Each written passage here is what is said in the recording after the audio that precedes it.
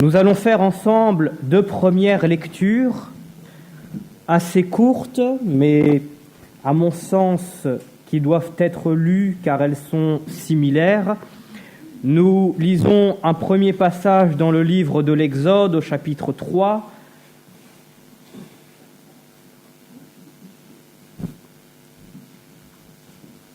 Livre de l'Exode, chapitre 3.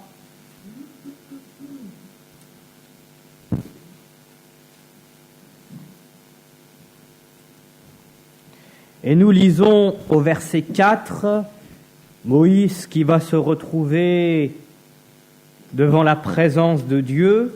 Verset 4, l'Éternel vit qu'il se détournait pour voir, et Dieu l'appela du milieu du buisson et dit, « Moïse, Moïse !» Et il répondit, « Me voici. » Dieu dit, « N'approche pas d'ici. Ôte tes souliers de tes pieds, car le lieu sur lequel tu te tiens est une terre sainte. » Et nous tournons quelques livres en allant dans le livre de Josué, chapitre 5. Ces quelques livres, quelques pages de tournée, représentent dans le temps plusieurs dizaines d'années qui sont passées. Et voici ce que cet homme, Josué, va entendre à son tour au chapitre 5, verset 13, avant que Josué aille à la conquête de Jéricho. Comme Josué était près de Jéricho, il leva les yeux et regarda. Voici, un homme se tenait debout devant lui, son épée nue dans la main. Il alla vers lui et lui dit, « Es-tu des nôtres ou de nos ennemis ?» Il lui répondit, « Non, mais je suis le chef de l'armée de l'Éternel. J'arrive maintenant. » Josué tomba le visage contre terre et adora et dit, « Qu'est-ce que mon Seigneur dit à son serviteur ?» Et le chef de l'armée de l'Éternel dit à Josué, « Ôte tes souliers de tes pieds, car le lieu sur lequel tu te tiens est saint. » Et Josué fit ainsi. Amen. Josué succède à Moïse. Ça a été non pas un choix humain, mais le choix de Dieu. Dieu va s'adresser à Josué en lui disant « Prends courage, je serai avec toi ». Et nous avons, selon les Écritures, selon ce que la Bible dit, deux hommes avec leur personnalité, leurs attraits. La Bible met en avant Moïse qui était un homme de prière.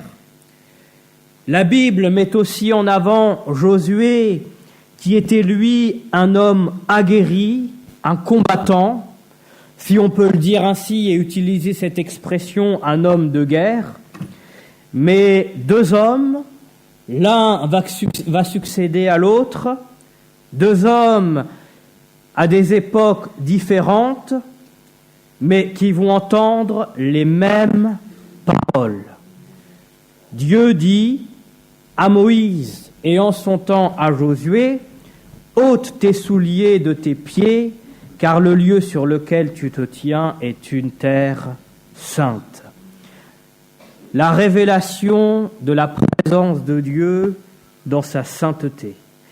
Et nous pouvons considérer que malgré les temps et les générations qui passent, le Seigneur montre, témoigne à Moïse, à Josué et à nous aussi qui pouvons lire ces paroles, qu'il reste le même pour chacun d'entre nous. Des hommes à des époques différentes. Et je crois que c'est parlant pour nous parce que Dieu va s'adresser à Josué comme ceci.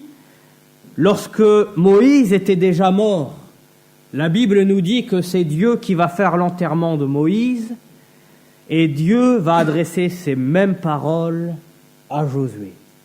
Même si Josué avait connu cette présence, Dieu montre qu'il est le même dans son éducation, dans son enseignement, dans l'école à laquelle nous sommes auprès de lui, et Josué avait connu en son temps la présence de Dieu avec Moïse.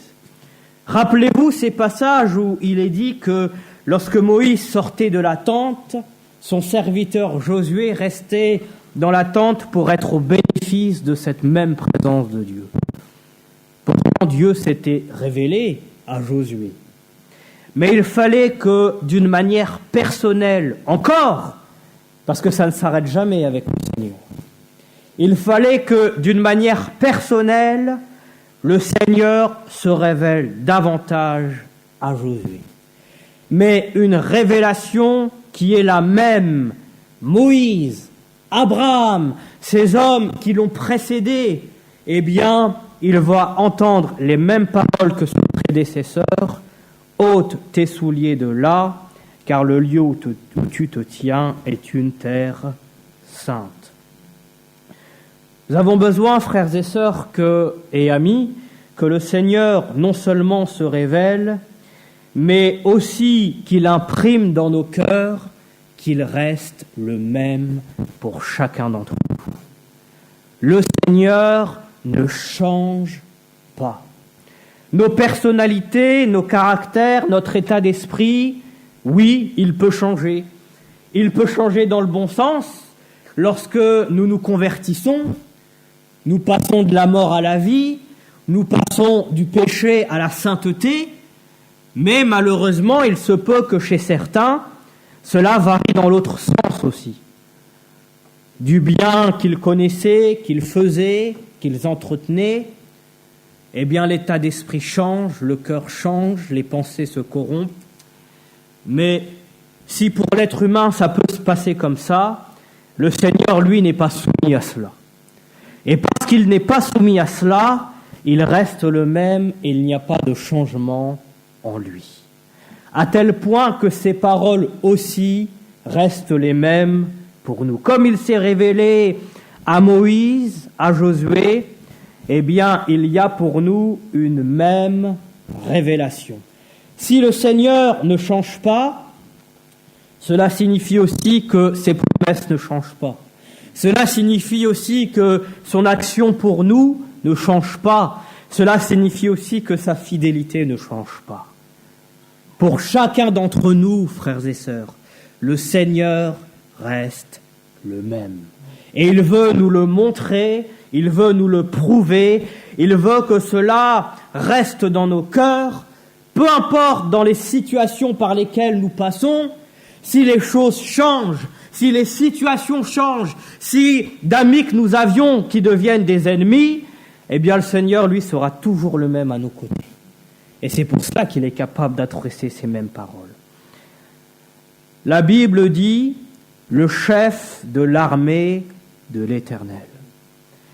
Et quand il est dit « le chef de l'armée de l'Éternel », c'est la même révélation quand il est dit « l'ange de l'Éternel ». C'est bien de Jésus dont il est parlé. Nous avons dans la Bible quelques confirmations par rapport à cela. Josué va tomber sur ce visage et adorer le chef de l'armée de l'Éternel. Quand l'apôtre Jean va se prosterner devant un ange qui va l'accompagner, l'apôtre Jean va entendre de cet ange, qui n'était pas Jésus, il va entendre « Garde-toi de te prosterner, je suis ton compagnon de service ». L'ange va refuser que Jean se prosterne devant lui. Mais la différence avec Josué, c'est que lui ne va pas être empêché de se prosterner et d'adorer le chef de l'armée de l'Éternel. Et d'ailleurs, quand dans l'Ancien Testament, nous avons certains passages qui parlent de l'ange de l'Éternel, eh bien, il est dit, il avait l'allure d'un fils de l'homme. Jean va dire, il avait l'apparence d'un homme. C'est ce qu'il va dire en voyant Jésus, et Josué va dire, un homme se tenant debout. Mais, comme Samson qui va tomber sur sa face. Nous avons entendu parler de Samson plusieurs vendredis déjà. Les parents de Samson vont tomber sur leur face pour adorer l'ange de l'Éternel. Eh bien, Josué, pareil, va tomber sur ce visage pour adorer le chef de l'armée de l'Éternel. Et pourquoi je dis cela ?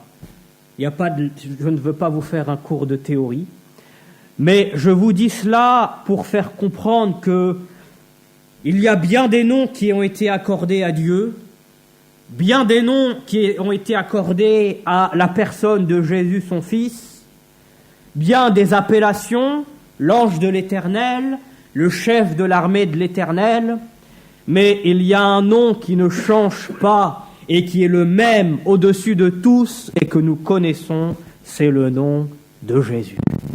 Et pour nous, le nom de Jésus, c'est le nom qui ne change pas, c'est le nom qui est le nom du salut, d'éternité en éternité. Si ces hommes ont eu en face de la révélation de Jésus sous un certain nom, nous avons l'accomplissement de cela.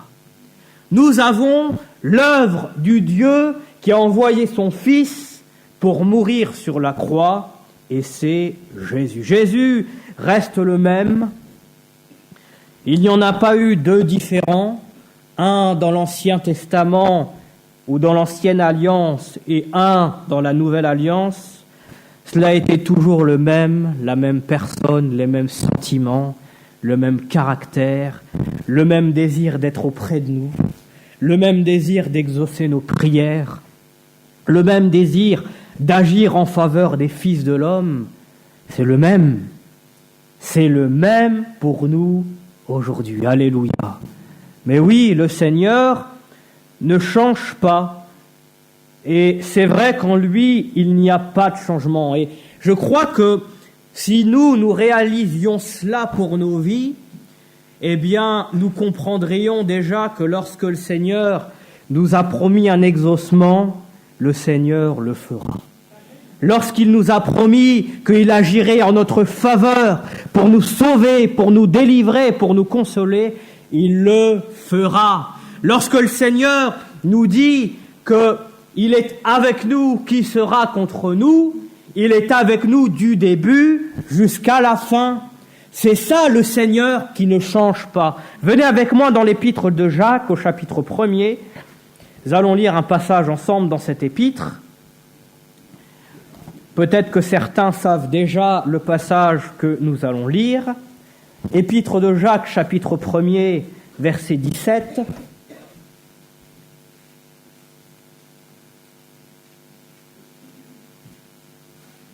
Verset 16. Ne vous y trompez pas, mes frères bien-aimés. Toute grâce excellente et tout don parfait descendent d'en haut, du Père des Lumières, chez lequel il n'y a ni changement, ni ombre de variation. Alléluia. Mais je crois que pour nous, ces paroles, c'est un moyen d'être serein. Vraiment, c'est un moyen d'être paisible, c'est un moyen de se dire « mais c'est vrai, Seigneur ». Il y a tellement de situations dans nos vies qui pourraient nous faire oublier que le Seigneur est le même. Parfois, on crie au Seigneur en disant « Seigneur, mais où es-tu » Alors que si on était assez lucide, on pourrait l'entendre nous dire « mais je suis à côté de toi ». Tu cherches là-bas au loin alors que je suis là, à côté de toi. Je ne t'ai pas lâché, je ne t'ai pas abandonné.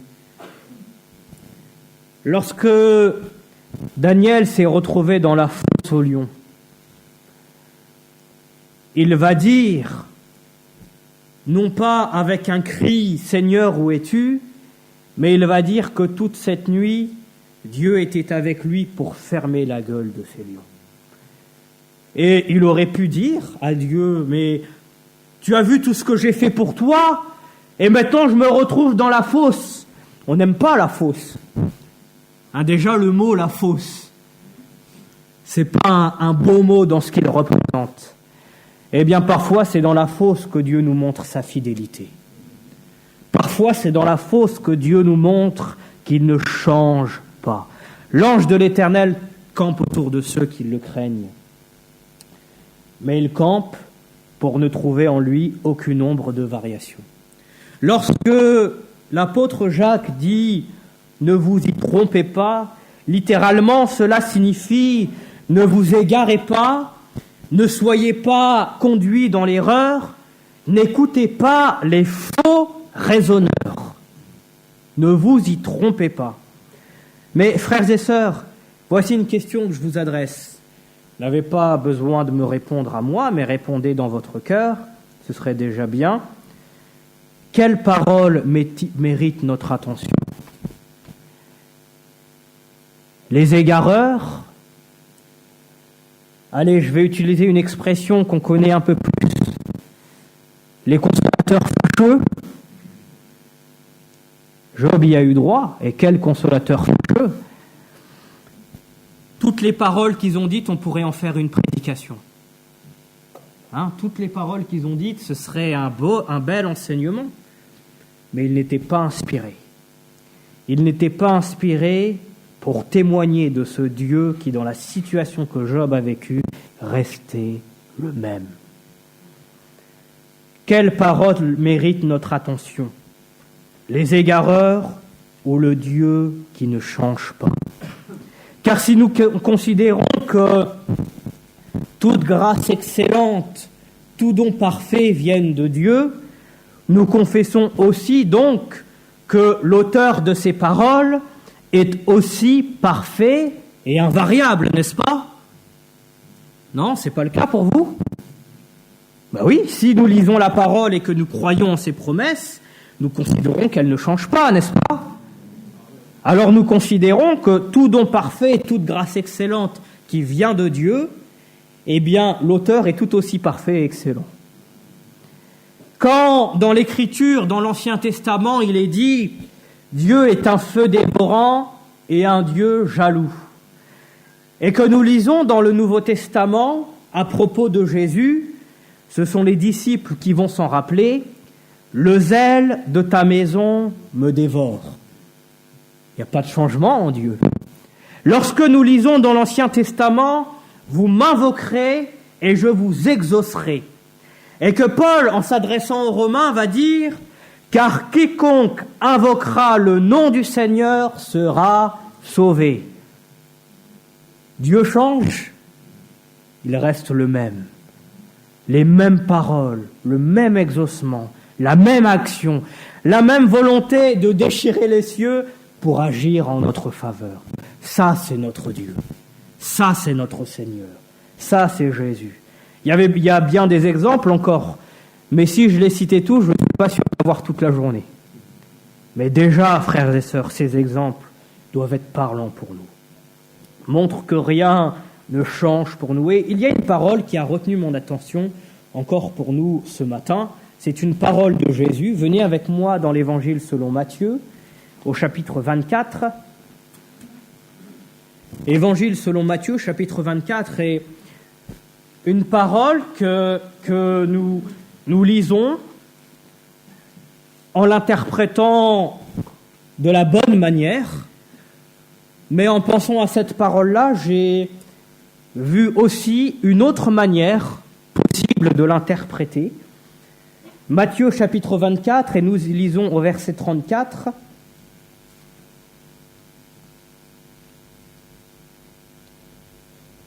Je vous le dis en vérité, cette génération ne passera point que tout cela arrive. Le ciel et la terre passeront, mais mes paroles ne passeront point. C'est vrai que les années passent, les époques changent, les modes, l'air, mais le prince de la puissance de l'air est le même pour invoquer ces airs-là. Et si nous restons bibliques, eh bien, nous savons que plus les temps passent, plus cela nous rapproche du retour de Jésus, mais aussi, selon ce que la Bible nous enseigne, l'amour du plus grand nombre se refroidit, l'iniquité se sera accrue, c'est ce à quoi l'Église est confrontée, c'est vrai. Mais Jésus va dire, la terre et le ciel passeront, mais mes paroles ne passeront point. La terre et le ciel passeront.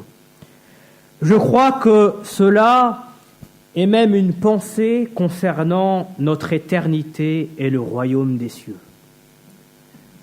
La terre et le ciel passeront. Et je vous lis ce qui est dit dans l'Apocalypse. Puis je vis un nouveau ciel, une nouvelle terre. Car le premier ciel et la première terre avaient disparu, et la mer n'était plus. Et je vis descendre du ciel d'auprès de Dieu la ville sainte, préparée comme une épouse qui s'est parée pour son époux. Je vis un nouveau ciel et une nouvelle terre, car le premier ciel et la première terre avaient disparu. Et Jésus dit, la terre et le ciel passeront. Oui, c'est vrai, la terre et le ciel passeront. Mais même si cette création de Dieu passera, nous, notre après à nous, le ciel passe, la terre passe, Jésus nous l'a dit, un nouveau ciel, une nouvelle terre, le ciel sera roulé comme un manteau qu'on roule, c'est la Bible qui le dit aussi, mais si ces choses passent, s'il y a un nouveau ciel, une nouvelle terre, eh bien la parole de Jésus reste la même pour nous dire « Entre dans la joie de ton maître ». Ça, c'est les paroles de Jésus. Mes paroles ne passeront point. Oui, le ciel passera, la terre passera, un nouveau ciel, une nouvelle terre, la Jérusalem d'en haut.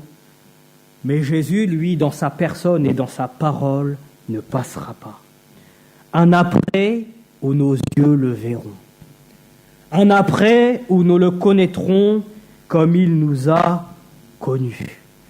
Un après où nous réaliserons parfaitement qu'il est le même. Nous le savons, c'est vrai. Nous le savons dans travers de ce que la Bible nous dit, au travers des œuvres du Saint-Esprit, au travers de notre communion avec Jésus, nous le savons. Mais quand même, la Bible nous dit que nous le connaîtrons comme il nous a connus. Ça, c'est la perfection, frères et sœurs. Nous le connaîtrons parfaitement comme lui nous a connus parfaitement. Dans son amour, dans sa puissance, dans son autorité, dans sa sainteté, ôte tes souliers de là, le lieu où tu te tiens est une terre sainte. Les mêmes paroles devant Moïse et ce buisson ardent, les mêmes paroles devant le chef de l'armée de l'Éternel, Jean qui va tomber sur sa face et entendre Jésus lui dire « Ne crains point ». En relisant ces passages-là, je me suis dit « Mais quand même, la description que Jean fait de Jésus, déjà pour nous, elle est impressionnante. Hein. Je ne sais pas ce que vous en pensez, mais déjà pour nous, Jean va dire « Il avait ses yeux comme des flammes. » Comme des flammes. Il était resplendissant de gloire. Mais ce Jésus que Jean, devant lequel va tomber sur sa face, c'est ce Jésus qui va lui dire « Ne crains point ». Jésus aurait pu lui dire aussi « C'est moi que tu as connu. Rappelle-toi, tu avais ta tête sur mon sein. Rappelle-toi, tu as vécu ces miracles. Rappelle-toi, tu étais sur le mont de la transfiguration. Rappelle-toi, tu étais avec moi quand j'ai guéri ces malades. Rappelle-toi, tu m'as vu quand je suis mort sur la croix. Rappelle-toi, tu m'as vu ressusciter et monter au ciel. Ne crains point. C'est le même Jésus. Le même Jésus qui a été devant Jean, qui s'est présenté devant Moïse, devant Josué, et c'est le même qui est au milieu de nous ce matin. nous passons, les âges passent, et je m'en rends compte aussi pour moi-même, même si je suis encore jeune. Les années passent, mais la fidélité de Jésus, elle ne se compte pas en années. Non, c'est l'éternité, frères et sœurs. Jésus s'est révélé de différentes manières dans l'Ancien Testament et le Nouveau, mais toujours la même nature, le même caractère, le même zèle qu'il déploie pour nous. De loin, nous reconnaissons son empreinte, son odeur. Nous avons entendu parler de cela mardi soir, l'empreinte de Dieu. Nous avons aussi entendu parler vendredi de nous qui croissons. C'est juste que nous formons. Mais de loin, nous reconnaissons son empreinte, nous les justes. De loin, nous reconnaissons son odeur, son onction, son action. Jérémie va dire « De loin, l'Éternel se montre à moi ». Alors c'est vrai, moi-même j'ai des lunettes. Et pourquoi je dis cela ?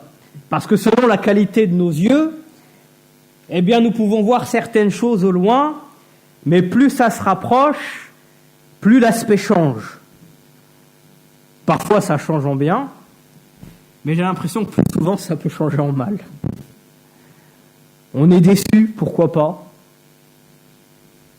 On voit quelque chose au loin et plus ça se rapproche et... Comment on dit ? Loin d'être beau, mais beau de loin, c'est ça ? On peut le conjuguer aussi au féminin. Nous, notre vue peut changer, mais lorsque c'est le Seigneur qui se présente de loin, et quand il s'approche, il n'y a pas de déception. On n'est pas déçu. Lorsqu'on reconnaît son odeur, lorsque ces apôtres, qui passaient par une phase assez difficile quand même, Jésus était ressuscité, il est retourné à ce qu'ils avaient laissé, leur pêche, et il y a un disciple qui va dire « C'est le Seigneur !» Il l'a reconnu de loin, « C'est le Seigneur !» Alors il avait sûrement une bonne vue, mais je crois que lorsqu'on côtoie la personne de Jésus, il y a quelque chose qui ressort de cette personne et qui marque nos cœurs, qui marque nos esprits, qui marque nos âmes. Et c'est ce que Jérémie va dire, de loin l'Éternel se présente à moi. C'est la même image et il va rajouter ce qu'il interprète de la part de Dieu, je t'aime d'un amour éternel. Un amour qui se sent de loin, un amour qui est aussi fort que la mort, aussi fort que ce Dieu qui ne change pas. Nous avons vraiment, Seigneur, vraiment, frères et sœurs, cette bénédiction de savoir qu'auprès de nous, nous avons celui de qui les paroles restent les mêmes, celles que nous avons entendues dans notre jeunesse, qui nous accompagne dans notre vieillesse, et c'est l'auteur de ces mêmes paroles qui nous accueillera là-haut. C'est le même auteur. Venez avec moi dans le livre de Malachie. Ce sera notre dernière lecture pour ce matin, livre de Malachie, chapitre 3. Malachie, chapitre 3, verset 5. Malachie 3, 5. « Je m'approcherai de vous pour le jugement, et je me hâterai de témoigner contre les enchanteurs et les adultères, contre ceux qui jurent faussement, contre ceux qui retiennent le salaire du mercenaire, qui oppriment la veuve et l'orphelin, qui font tort à l'étranger et ne me craignent pas, dit l'Éternel des armées. Car je suis l'Éternel, je ne change pas. Et vous, enfants de Jacob, vous n'avez pas été consumés. Depuis le temps de vos pères, vous vous êtes écartés de mes ordonnances. Vous ne les avez point observées. Revenez à moi, et je reviendrai à vous, dit l'Éternel des armées, et vous dites, en quoi devons-nous revenir ? Et pourtant, Dieu dit, je suis l'Éternel, je ne change pas. Son immuabilité, ce qui signifie le fait qu'il ne change pas, eh bien, c'est incontestable. Et ça, le prophète va le rappeler, là. Le prophète Malachie va le rappeler. Mais quand Dieu dit qu'il veut juger, puis il dit qu'il dit que ceux qui sont en face de lui reviennent à lui, et lui aussi reviendra à eux. Donc il dit qu'il veut juger, mais il dit aussi que si on revient à lui, il reviendra aussi. Ne prenons surtout pas ça comme une marque de faiblesse, comme une marque d'inconstance, comme une marque de changement, comme si Dieu pouvait changer dans son sentiment, dans ce qu'il est, comme nous pouvons changer à l'égard de quelqu'un, en bien ou en mal. Le Seigneur n'est pas en train de se ressaisir, mais il a en face de lui des hommes qui, eux, ont changé pour confesser en quoi devons-nous revenir. Des hommes dont le cœur a changé, mais Dieu, lui, son cœur n'a pas changé. Des hommes qui ont su crier à Dieu et Dieu s'est révélé, et quelque temps après, ils disent en quoi devons-nous revenir ? En quoi t'avons-nous offensé ? Quand l'honnêteté n'est pas dans le cœur, c'est ce qui se passe. Quand l'honnêteté n'est pas dans le cœur, eh bien ce sont ces confessions-là que nous faisons. Mais Dieu a toujours ses élans d'amour, parce qu'il ne change pas. Et puisque le cœur du Seigneur ne change pas, il y a toujours ce même désir, et c'est le cœur de celui qui nous a tant aimés. C'est le cœur de celui qui veut voir son peuple revenir à lui. C'est le cœur de celui qui a tant aimé le monde. C'est le cœur de celui qui dit « Je t'aime d'un amour éternel ». L'auteur aux Hébreux va dire « Jésus-Christ est le même hier, aujourd'hui, éternellement ». C'est vrai. L'épreuve, la tristesse, le désespoir ne sont jamais une finalité lorsque nous sommes au Seigneur. Il veut mieux pour nous, il a besoin de se révéler encore. Josué, à un autre moment de Moïse, comme je l'ai dit, va entendre ces mêmes paroles. « Ôte tes souliers de tes pieds, car le lieu sur lequel tu te tiens est un lieu saint. » Et ce passage va se terminer en disant « Josué fit ainsi ». Quand le Seigneur se révèle, il y a une riche bénédiction pour nous d'obéir à celui qui ne change pas. Il y a un riche salut pour nous d'obéir à celui qui nous demande de faire ainsi. Alors, frères et sœurs et amis, si le Seigneur ne change pas, eh bien, lorsque nous nous adressons à lui, adressons-nous à lui comme celui qui n'a pas changé, dans ses paroles, dans ses guérisons, dans ses miracles, dans sa perfection. C'est notre Seigneur Jésus. N'ayons pas peur de dire que c'est le nôtre. N'ayons pas peur de dire que il est à moi, je suis à lui, je suis à lui, il est à moi. C'est notre Jésus qui ne change pas. Amen.